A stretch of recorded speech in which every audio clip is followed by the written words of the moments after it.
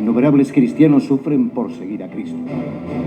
Lo vemos con dolor en Siria, Irak, China, Nigeria y tantos otros lugares. Allí, ayudándoles a llevar su cruz, está Ayuda a la Iglesia Necesitada.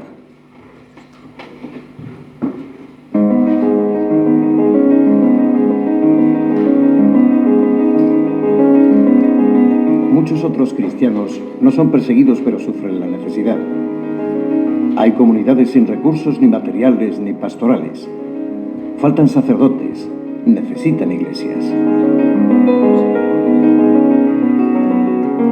Cada año, gracias a sus benefactores, Ayuda a la Iglesia Necesitada financia más de 5.000 proyectos tales como reconstrucción de iglesias, formación de seminaristas, transporte o materiales catequéticos.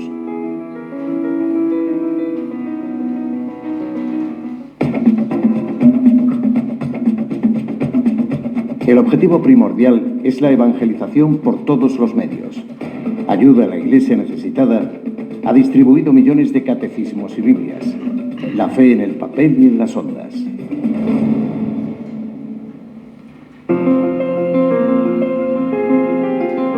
Convencidos de que la presencia de la Iglesia cambia el corazón del hombre y es el motor del desarrollo en cualquier parte del mundo.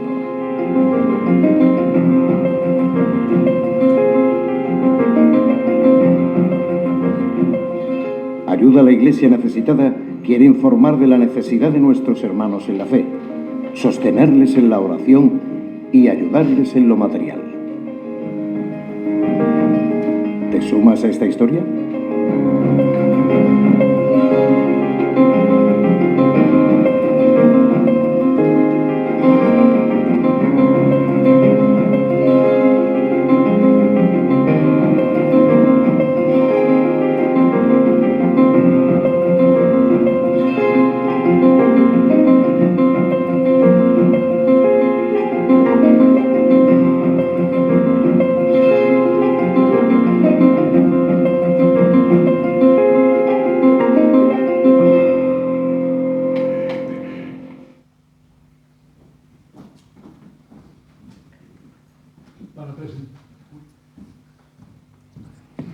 Para presentarles ahora el informe de libertad religiosa de la edición 2023, como digo, es cada 2 años. Les voy a dejar ahora con el director de Ayuda a la Iglesia Necesitada en su oficina española, que es don José María Gallardo. Posteriormente, pues tendrán el testimonio del sacerdote iraquí que está aquí presente, Naim Sosandi, y seguidamente, pues don Francisco José pues nos guiará con sus consideraciones sobre libertad religiosa. Así que les dejo ahora con la presentación en sí misma del director de Ayuda a la Iglesia Necesitada. Muchísimas gracias. Buenas tardes. ¿Cómo están? ¿Bien? En primer lugar, permítame agradecer a don Francisco José la acogida en su diócesis. La verdad es que es un gusto estar presentando el informe de libertad religiosa 2023 aquí con todos ustedes. También a don José Antonio Castro Lodeiro, el rector del instituto donde estamos presentando el informe, a Carlos Tortosa, nuestro delegado para la zona noroeste aquí en Galicia, y sobre todo a todos ustedes, benefactores, seminaristas, sacerdotes que apoyan la misión de nuestra Fundación Pontificia, y sobre todo al padre Naim también por estar aquí con su testimonio posteriormente. Bueno, yo les voy a empezar a presentar lo primero un poco de publicidad. Dentro de la labor de la Fundación, que ha explicado el vídeo anteriormente, realizamos también campañas específicas. Y una de las últimas campañas en el periodo de Cuaresma ha sido a favor de Ucrania. Yo acabo de regresar, he estado 10 días en el oeste de Ucrania, visitando la diócesis de Leópolis y todas las ciudades de alrededor, conociendo la realidad de los proyectos, la realidad de un país en guerra, donde he podido constatar que la labor de la Iglesia es extensa e infinita, y donde tanto los sacerdotes, seminaristas de rito greco-católico y de rito latino están haciendo lo indecible por ayudar a la población ucraniana, a mujeres y niños desplazados y a todas aquellas personas que día a día tienen que sufrir una guerra que dura ya 2 años. Es una de las labores que hacemos, sacar o lanzar, mejor dicho, campañas de apoyo específico. La de Ucrania ha sido, como decía, en el periodo de Cuaresma, y la hemos alargado un poquito después de Semana Santa. Yo regresé justo el día de Jueves Santo. Crucé la frontera de Ucrania con Polonia con el arzobispo católico de la diócesis de Leópolis. Y bueno, pues hoy no es el tema, pero no quería dejar de trasladarles que gracias a todo el apoyo de nuestros benefactores podemos seguir ayudando a los que ayudan, que al final es lo que verdaderamente supone un gran agradecimiento para la labor que hacemos. Y ahora vamos a entrar ya en materia sobre la libertad religiosa. Ya nos ha explicado Carlos claramente que este informe se hace desde el año 99, lo sacamos cada 2 años y no se ciñe exclusivamente hacia la libertad religiosa o cristiana o católica, sino que abarca la libertad en general de un derecho fundamental como es la libertad religiosa. Incluye 196 países. Este libro que tienen aquí, que le llamamos nosotros amablemente el libro gordo de Petete, los que sean de mi generación se acordarán, muestra en cada página los 196 países y un análisis exhaustivo de cómo es la situación de la falta de libertad religiosa en cada país.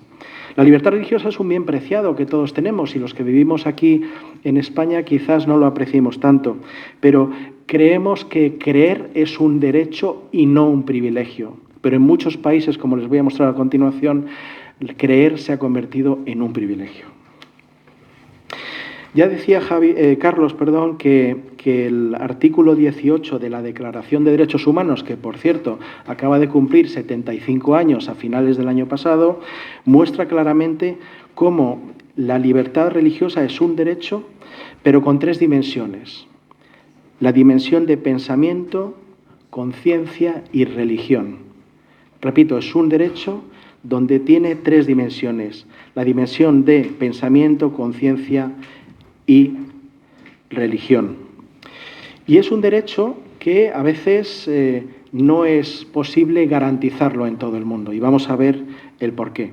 ¿Cómo se produce la pérdida de estos derechos fundamentales? Imagínense un tejado donde hay una tormenta fuerte o hay un huracán y poco a poco las tejas se van perdiendo, se van cayendo.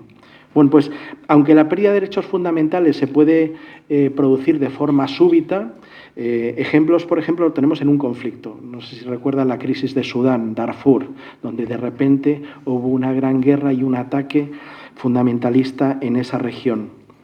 O una catástrofe natural. Hace unos años en Venezuela hubo una situación de inundaciones terrible con el fenómeno del Niño y hubo deslaves, es decir, las montañas arrasaron poblaciones enteras. De repente hubo personas que perdieron su derecho a la propiedad. O en una pandemia, el COVID que acabamos de sufrir, también los ciudadanos de todo el mundo hemos sufrido pérdida de derechos. O en una guerra, ¿qué decir del conflicto árabe-israelí que estamos viviendo día a día en nuestras televisiones? Bueno, pues ese proceso de erosión hace que las tejas vayan saltando y ¿quién ataca estas libertades? Pues mire, hemos identificado 3 grandes colectivos que atacan a la libertad religiosa. El primero es los nacionalistas étnico-religiosos. El segundo, el extremismo islamista, y luego los gobiernos autoritarios. Aquí tenemos identificados países específicos en donde vemos que se viola sistemáticamente la libertad religiosa. Un ejemplo es la India. Dentro de lo que es una de las situaciones de pérdida de libertad son esos nacionalismos étnico-religiosos. No sé si sabían que en la India hay más de 12 estados donde hay leyes anticonversión. Esto significa que el presidente Modi no permite más que la religión hindú y ha establecido leyes para que las personas no puedan defender otra religión que no sea la religión hindú. A primeros de enero hubo grandes tensiones también en la India entre hindúes y musulmanes por la apertura de un templo hinduista sobre las ruinas de una mezquita. y se montó un gran escándalo en donde también fueron violadas los derechos de la población musulmana en la India. El extremismo islamista, países como Afganistán, Burkina Faso o República Democrática del Congo, no hay más que escuchar la situación del Daesh o de otras fuerzas islámicas que intentan imponer la Sharia como único mecanismo de convivencia en estos países. Y luego los totalitarismos. El totalitarismo que más reciente tenemos, como sabrán, es el de Nicaragua. Es el primer país, por cierto, de América Latina que entra dentro de este informe en una situación realmente lamentable de falta de derechos. Ya saben que el Santo Padre tuvo que interceder y mediar para que obispos y seminaristas pudieran salir de las cárceles y desplazarse a Italia. O China, donde millones de cámaras vigilan permanentemente los movimientos y donde ciudadanos chinos que quieran asistir a la iglesia son permanentemente observados por estas cámaras y luego hay repercusiones contra ellos. Al final, la fe no es una cuestión privada, sino pública, y la fe es perseguida en aquellos países como los que les estoy mostrando. Los papas ya hablan expresamente de este derecho. En la Declaración Dignitatis Humanitae, el Papa Pablo VI ya habló del derecho a la dignidad. San Juan Pablo II, en la conferencia que hizo a los estados firmantes del Acta de Helsinki, también defendía en esta conferencia el derecho a la libertad. Y el Papa Benedicto muchas veces la ha defendido. El Papa Francisco nos decía hace poco que la paz también exige que se reconozca universalmente la libertad religiosa. Y no puede haber paz sin libertad. Fíjense, donde falta la libertad religiosa, al final es un termómetro para medir si los derechos humanos se están o no cumpliendo en dicho país. Es decir, la falta de libertad religiosa es un termómetro para medir esa situación. En el boletín que les han repartido, les animo a que vayan a la página 4. Y en la página 4 van a ver lo que nosotros llamamos el mapa de la vergüenza. En naranja tienen los países donde eres discriminado por tu fe, donde se sufre discriminación, donde se cometen delitos de odio y violencia por motivos religiosos. Fíjense, en América Latina tenemos Cuba, Venezuela o Haití, en África, Mauritania, Marruecos, Argelia, en Oriente Medio, Israel, Palestina, Gaza, Siria, Jordania.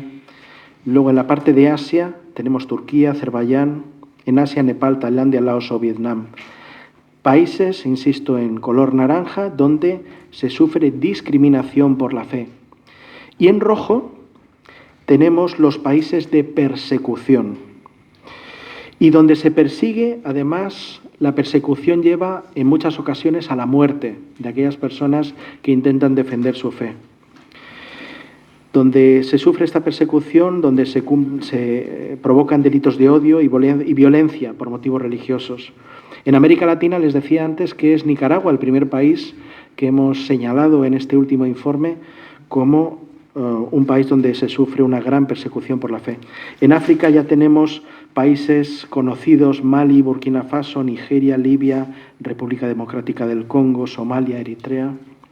En Oriente Medio, Arabia Saudí o Yemen o Irán. En Europa, Turkmenistán. Y en Asia, países como Afganistán, Pakistán, India o Sri Lanka. Y Corea del Norte. Miren, en Corea del Norte les he traído un ejemplo. Este librito que tengo en mis manos, que ven que no tiene nada escrito ni por delante ni por detrás, es una Biblia.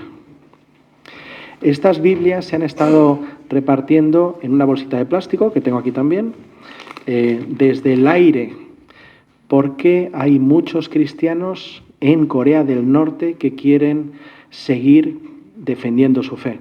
Yo he tenido la gran suerte, hace ya 15 años de ir a Corea del Norte. Estuve en Pyongyang una semana con el arzobispo de Seúl. Era una misión humanitaria con Cáritas Internacional y el Programa Mundial de Alimentos. Es la primera vez en mi vida que he estado sin teléfono móvil, porque todo te lo quitan a la entrada al país. Y pude observar cómo el seguimiento, la persecución que se realiza a los cristianos en ese país es feroz. El arzobispo de Seúl no quiso dejar de celebrar la Eucaristía todos los días en la habitación del hotel y venían a escondidas católicos para celebrar la Eucaristía con él. No sabíamos ni de dónde venían. Pero lamentablemente, y esto hace ya más de 15 años, la situación no ha cambiado. Y Corea del Norte sigue siendo un país donde existe la persecución por la fe. Hay algunos países también que están en observación, y aquí los tienen también reflejados. Miren, el 14% de los países, en el 14%, perdón, de los países hay persecución, y en el 17% hay discriminación. Casi hay 4.900 millones de personas en el mundo, un 62,5% de la población mundial que sufre persecución o discriminación por su fe.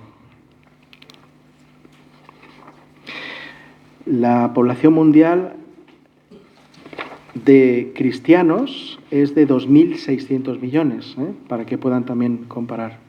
En casi un tercio de los países del mundo, 61 de los 196 que hemos analizado, la libertad religiosa es sistemáticamente violada. Y en 47 de los países categorizados, la situación de libertad religiosa ha empeorado. Por eso les llamamos al principio el mapa de la vergüenza, porque queramos o no, va a peor año tras año. Y otro dato, en 36 países los atacantes rara vez o nunca han sido procesados por la justicia. Pero, ¿qué pasa también en el resto del mundo? ¿Qué pasa en los países occidentales? Pues miren, en los países occidentales hay luces de alarma. Nos referimos a España, por ejemplo. ¿Y por qué hay luces de alarma? Porque en el informe de libertad religiosa hemos detectado que hay lo que se llama la persecución educada. ¿Y qué es esto de la persecución educada? Pues miren, hay una cultura de la cancelación y un discurso obligado, es decir, que te obligan a una determinada mentalidad. La ideología de género es un ejemplo. Nos obligan a que tenemos que pasar por el aro y aceptarla como algo normal. En la Unión Europea nos obligan a que el derecho al aborto es algo normal. El propio Papa Francisco decía que la ideología de género es una colonización ideológica que presenta una sociedad sin diferencias, exportada desde Europa y que cancela las diferencias sexuales. Y ahí lo único que nos queda es alzar la voz y dar a conocer que no estamos de acuerdo con esta persecución educada. Le decía antes que la religión más perseguida es la cristiana, y los cristianos están en el punto de mira en todo el mundo. 22% de los cristianos viven en países donde no se respeta la libertad religiosa. ¿Y qué pasa en el resto del mundo? En concreto en Oriente Medio, y esto me sirve ya de entrada para que Carlos nos presente al padre Naim. Pues en Oriente Medio, los terroristas islámicos que antes hemos mencionado del Daesh acamparon en Irak y en Siria, lamentablemente invadieron ciudades, asesinaron personas, destrozaron y expulsaron muchos de los cristianos que vivían en esta región. Y hay 4 razones fundamentales. Una de ellas es pues una inquietud por ampliar su poderío y ampliar la Sharia allá donde puedan. Utilizan países donde los niveles de pobreza también son adecuados, los intereses económicos también existen y los recursos naturales se hacen presentes. Y en esta región en concreto de Oriente Medio, pues lo que hemos observado es que hay una tendencia a la secularización en toda la región. Cada vez se practica menos fe y si no dejan que los cristianos permanezcan en estos países, como me decía el padre Naim hace unas horas, que él está viendo cómo en Irak los jóvenes, las familias se están marchando, pues la secularización se une al abandono. En Irán el 47% de la población asegura no ser religioso y solo el 13% se identificaba como musulmán chiita. Y en Irak hay signos de mayor reconocimiento del pluralismo religioso, y la verdad es que la visita del Santo Padre al país también revitalizó y reforzó el que los cristianos quisieran permanecer.